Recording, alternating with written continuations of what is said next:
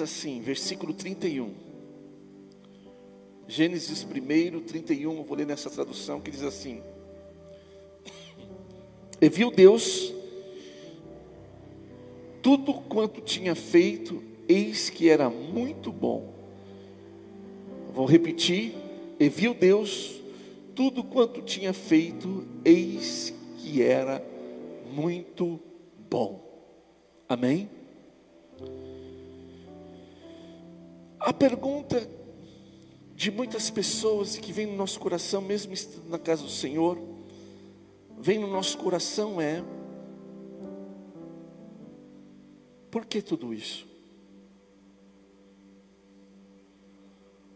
Por que esse caos?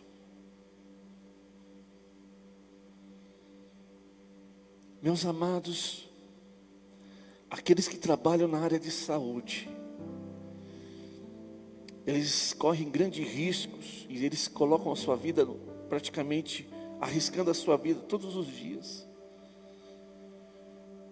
E eles ficam apavorados quando escutam as pessoas dizendo: ei, nós temos que ir para a rua. E aí a gente vai para o lado dos empresários, e com uma carteira enorme de funcionário para pagar, eles pensam assim: se a gente não pagar, as famílias vão passar fome, e se o povo estiver em pânico do fome, o que vai acontecer? Então, é a pandemia que alcançou o mundo inteiro e as pessoas estão desesperadas, porque, entre parênteses, tem razão por estar. Olhando as coisas humanamente falando, tem razão para estar. Mas o que acontece é que Deus não criou o planeta Terra, e Deus não criou o homem para passar por esta situação. Eu vou repetir. Deus não criou o planeta Terra, Deus não criou o homem para passar por esta situação. Diz a palavra de Deus que quando Deus criou os céus, a terra, todas as coisas que haviam, Ele olhou e criou o homem e a mulher, e tudo que Ele viu era muito bom. Deus, quando Ele formou o homem, Deus, quando Ele formou a mulher, Deus, quando Ele colocou a gente nesta terra, meus amados, meus queridos, que estão aqui comigo e os que estão em casa, não tinha imperfeição, não tinha dor, não tinha enfermidade, não tinha nenhum tipo de enfermidade, nenhum vírus, nada letal para a vida do homem. Não, o homem vivia uma vida, o Senhor colocou o homem no lugar perfeito, e quando Deus olha para aquele lugar, Deus fala assim: olha, e uma coisa que eu quero que você entenda, para Deus falar que algo é bom, é porque realmente aquilo que Ele fez é muito bom. Mas você sabe que diz a palavra de Deus que o homem pecou, e quando o homem peca, ele é destituído da glória de Deus. Então a primeira coisa que eu quero que você entenda: não culpe a Deus por estas coisas que estão acontecendo com a humanidade, porque o que Deus preparou para o homem, o plano original de Deus, o que Deus preparou para mim e o que Deus preparou para cada um de vocês, é que tudo fosse muito bom. Mas quando o homem peca, quando o homem ele cai no pecado, então o que acontece? Ele é destituído da glória de Deus. E quando o homem é destituído da glória de Deus, então aquilo que o homem não conhecia, aquilo que não existia, começa a existir o caos. E o homem é corpo, alma e espírito. E a primeira coisa que o homem sentiu no exato momento quando ele peca contra Deus, é o seu espírito ficar longe da presença de Deus. Quando o homem ele perde essa intimidade, quando o homem ele perde esse contato, quando agora o espírito do homem entra um vazio da condenação eterna, então foi o primeiro prejuízo e o mais importante, que o homem se sente agora afastado de Deus.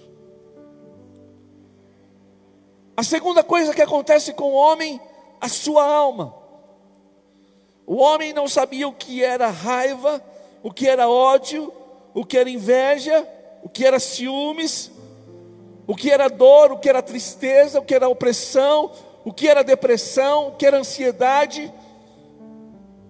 O homem não conhecia isso, porque quando Deus criou ele, deu tudo para que ele tivesse uma vida muito boa. Então a partir do momento que o homem peca, então ele, primeiro o seu espírito, agora a sua alma, as suas emoções, começam a sentir algo que nunca começou a sentir antes. E aí por último, que também Romanos diz que o salário do pecado é a morte. E algo que o homem não conhecia, era o seu corpo desfalecendo. Não havia nenhum tipo de enfermidade. Porque quando Deus cria, quando Deus coloca a natureza, o homem na natureza, tudo que ele tinha feito era muito bom. Então o homem não tinha dor nas costas, o homem não tinha problema de pressão, o homem não tinha problema de coração, não tinha problema de perna, de coluna, de olhos, de braços, de nada.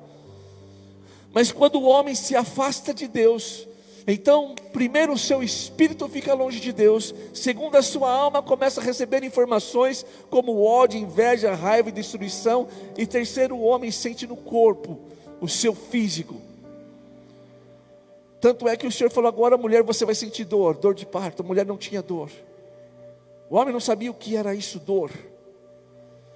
Porque quando Deus criou o homem, Ele tinha feito tudo perfeitamente.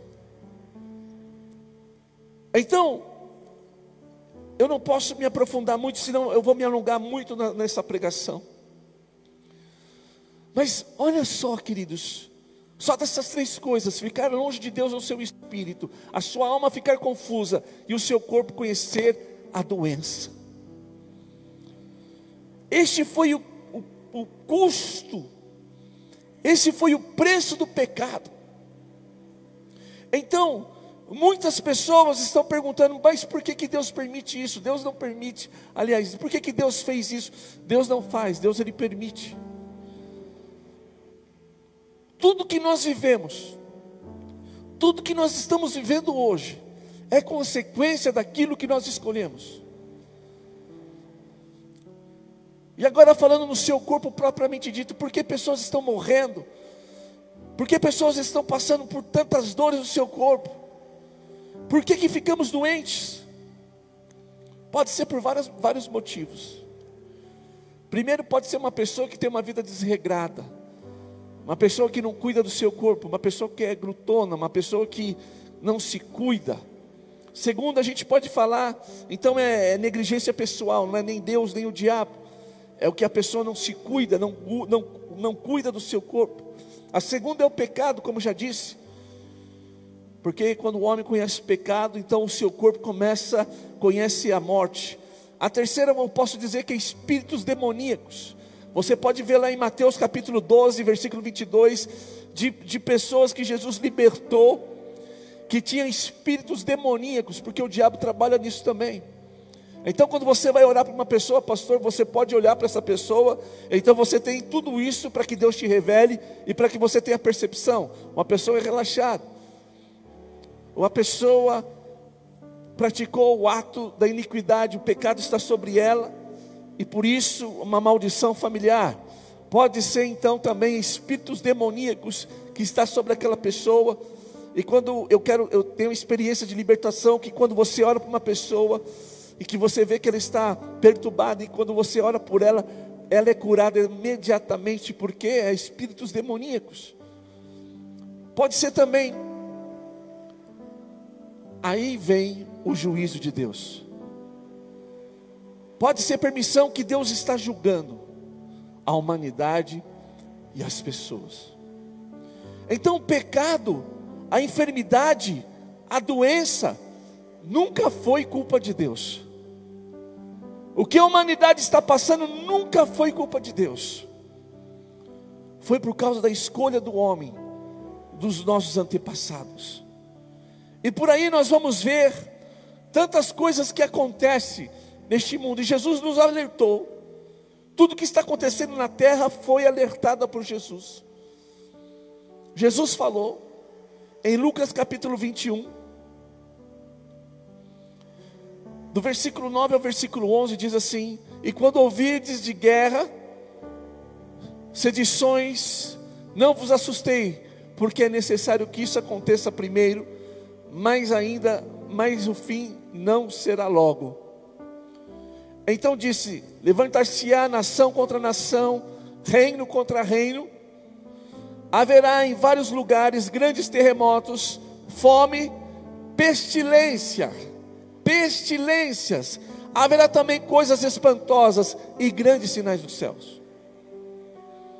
Então, o que está acontecendo já é o princípio, não é o fim, mas é o princípio das coisas que irão acontecer. Quem está me entendendo, diga amém. Não é o fim, mas é para você entender como que funciona.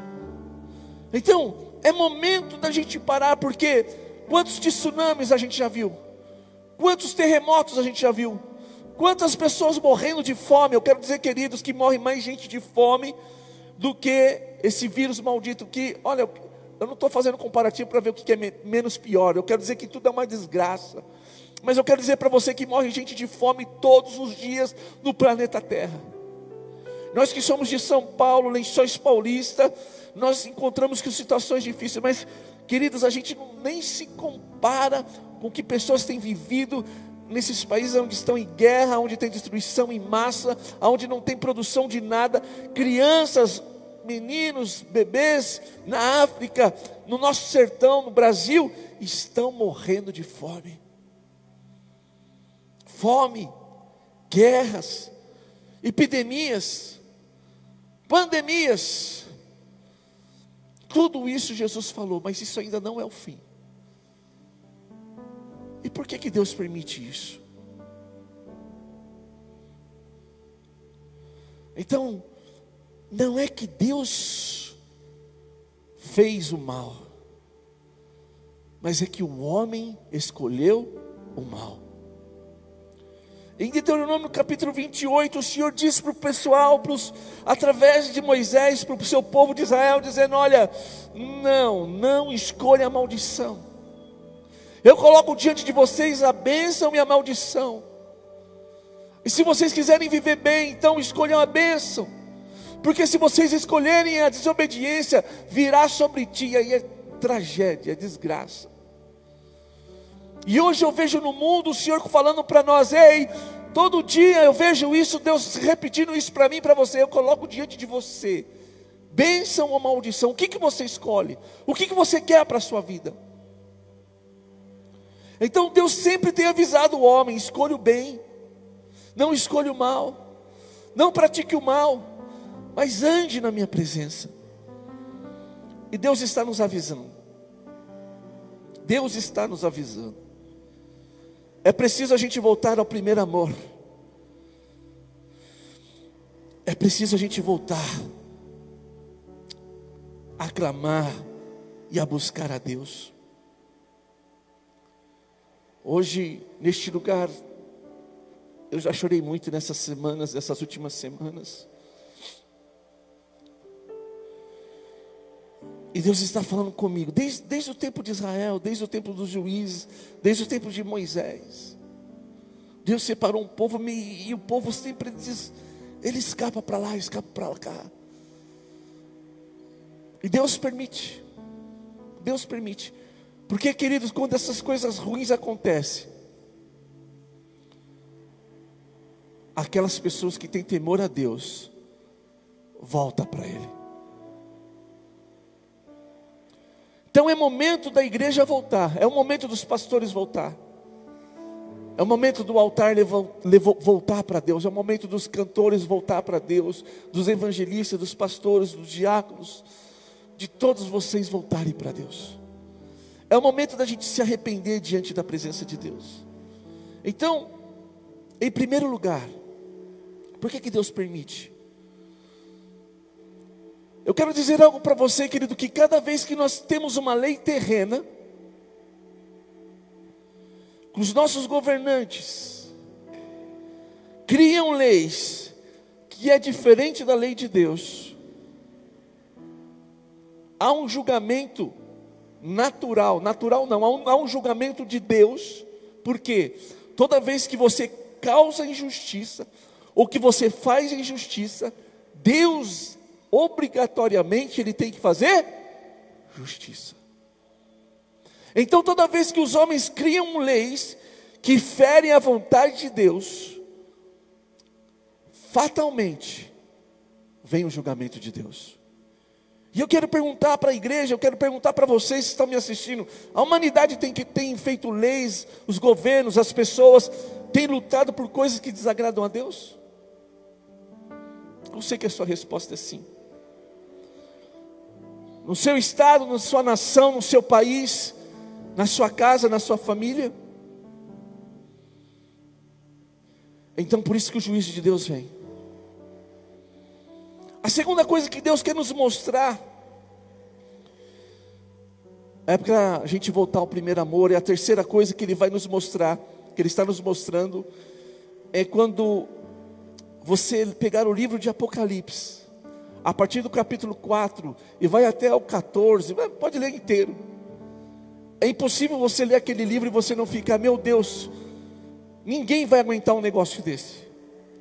O que está acontecendo no planeta Terra não é nada. Jesus disse: viu, isso não é nada, isso é só para mostrar, isso é princípios, isso é o começo, é quase nada. Mas no dia que realmente vier o dia do juízo final, então realmente, queridos, não haverá mais esperança. Por enquanto há esperança, porque é um aviso. Por enquanto há uma esperança, porque é aviso. Mas chegará um dia, e eu estava com o pastor Carlos, eu estava com o William, nós estávamos ali na porta da igreja, acho que foi na sexta-feira, e ficamos conversando, falando: meu Deus, já é triste chegar aqui na igreja e não tem ninguém, e as cadeiras ainda estavam com as pernas para o alto, e a gente, depois de uma oração, a gente falou: meu Deus, é ruim isso, as ruas desertas, mas a gente sabe que isso vai passar. Agora imagine o dia que você pegar e querer entrar em contato comigo, porque eu não vou estar aqui, e vir aqui na igreja, a igreja vai estar com os portões fechados. Eu espero que o Dedé seja arrebatado também. Mas eu fico imaginando um encontrando com o outro, e o apóstolo sumiu, a apóstola sumiu, os irmãos do louvor sumiram, as irmãs do círculo de oração sumiu. E aí sim, queridos, aí haverá um grande desespero. Por quê? Porque Jesus Cristo arrebatou a sua igreja. Então isso que está acontecendo é um sinal, mas muito pouco, daquilo que está por vir. Apóstolo, o senhor está falando que Jesus vai voltar semana que vem? Eu não sei. Jesus voltou para pessoas que eu nunca imaginei, e graças a Deus a maioria delas estavam preparadas para subir. Mas eu quero dizer que Jesus está para voltar. Pode ser só para você, mas eu não posso dizer nem o dia nem a hora, porque só o Pai sabe. Mas Deus permite que uma dessas coisas aconteça, para a gente ter uma noção, um pouquinho de noção, de temor, o que será aquele grande e terrível dia, que será a volta do Senhor. Então Deus permite essas coisas para te trazer de volta, para trazer juízo, para nos mostrar que dias terríveis virão, mas também dias melhores virá. Eu quero dizer para você que isso que está acontecendo não vai durar para sempre, isso vai acabar. Eu creio em nome de Jesus. E eu quero trazer para você agora o que Deus está falando no meu coração, Em Lamentações, capítulo 3, versículo 21 a 26, que diz assim: disto me recordarei na minha mente, pois isso esperarei. A misericórdia do Senhor são a causa de não sermos consumidos, porque a sua misericórdia não tem fim. Novas são cada manhã, e grande é a tua fidelidade. A minha porção é o Senhor, diz a minha alma, portanto nele esperarei. Bom é o Senhor para os que esperam por ele, para a alma que o buscam. Quero trazer à memória aquilo que me traz esperança. E eu anotei aqui, uma das coisas que eu sinto vontade e que me faz falta, quando nós estamos quando nós estamos mal, é a comunhão com Deus. E o Senhor quer restaurar o teu espírito nesta noite. O Senhor quer que você volte a ter uma comunhão com Ele. A segunda coisa que diz lá em Salmos 133, ó quão bom e suave é que os irmãos vivem em união, é como o óleo precioso que desce sobre a cabeça, sobre a barba, sobre as ornas do sacerdote. Como é difícil você não poder abraçar uma pessoa, poder beijar alguém. Hoje nós recebemos uma oferta especial, eu e minha esposa, e eu queria abraçar aquele irmão, queria beijar ele, e não podia fazer isso. Então o Senhor está nos alertando: ei, primeiro, volte a ter comunhão com Deus. Segundo, volte a ter comunhão com aquele irmão. Eu estou sentindo até falta dos irmãos chatos. Aleluia, tem uns irmãos que é chato. Não vão mentir não, né, Kel? Tem uns irmãos que é chato, mas até deles eu estou sentindo falta da chatice deles. Queria abraçar, queria beijar. Então depois que tudo isso acabar, você vai dar valor mais de ficar na presença de Deus, mais na casa de Deus, mais esse irmão que está do seu lado. Agora no máximo que eu posso falar é assim: olha para o irmão que está do seu lado, dá uma cotovelada nele e diga que você o ama. Olha que situação, cotovelar o seu irmão, porque não dá mais para a gente se abraçar. Quem está comigo aqui? Uma outra coisa que o Senhor quer fazer, que nos trouxe, é refletir. Eu estou refletindo todos os dias. E uma outra coisa que Deus está mostrando nesses últimos dias, é para mostrar que eu e você somos diferentes. O Senhor disse: eu vou mostrar a diferença daqueles que me servem e daqueles que não me servem. Qual que é a diferença de um homem de Deus e uma mulher de Deus num tempo de crise? Centrado, equilibrado, cheio de fé, cheio de amor e cheio de esperança. O que é isso, apóstolo? Ele não está desesperado, dizendo que vai morrer, mas por outro lado ele também não está despreocupado com aquilo que está acontecendo, dizendo: não, isso não é nada, mas está preparado. É tempo da igreja se preparar. É tempo da igreja trazer equilíbrio para o planeta Terra. Por isso que a palavra de Deus fala: vós sois o sal e a luz da terra. Deus te trouxe para trazer equilíbrio para a terra. O que Deus quer fazer? O que Deus quer mostrar ao mundo? Que esta crise não é eterna, que só existe uma coisa eterna: a palavra de Deus. O Senhor Jesus fala: passará céus e terra, mas a minha palavra não há de passar. Aquilo que Deus prometeu para mim, aquilo que Deus prometeu para você, tudo pode passar, mas a palavra dele vai se cumprir na minha e na sua vida. Aleluia. E o que é eterno? Jesus e o amor e a vida eterna. E eu quero terminar dizendo que há uma esperança. Há esperança. E é nisso que eu estou focado. E lá atrás, quando nós estávamos orando aqui de madrugada, o Senhor me trouxe Romanos capítulo 12, versículo 12. Nunca mais vou esquecer. Nunca mais. Eu não vou esquecer. Que diz assim: que no momento para você ter alegria, é só através da esperança. Como que você pode voltar a ter alegria no momento desse? É tendo esperança. No momento da tribulação, você tem que ter paciência. E junto com a paciência, você tem que perseverar em oração. Essas três coisas é para você ter agora: esperança, paciência e perseverar em oração. E voltando, tudo que Deus fez era muito bom. E agora, apóstolo, como que nós vamos voltar ao plano original de Deus? E eu ministrei isso domingo passado, que Jesus Cristo já foi preparar um lugar para mim e para você.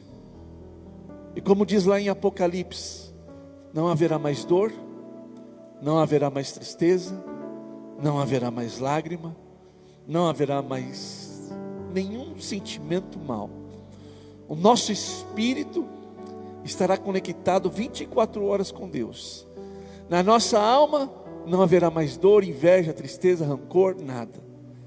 E a nossa carne, seremos transformados, seremos renovados, teremos um corpo glorioso em Cristo Jesus.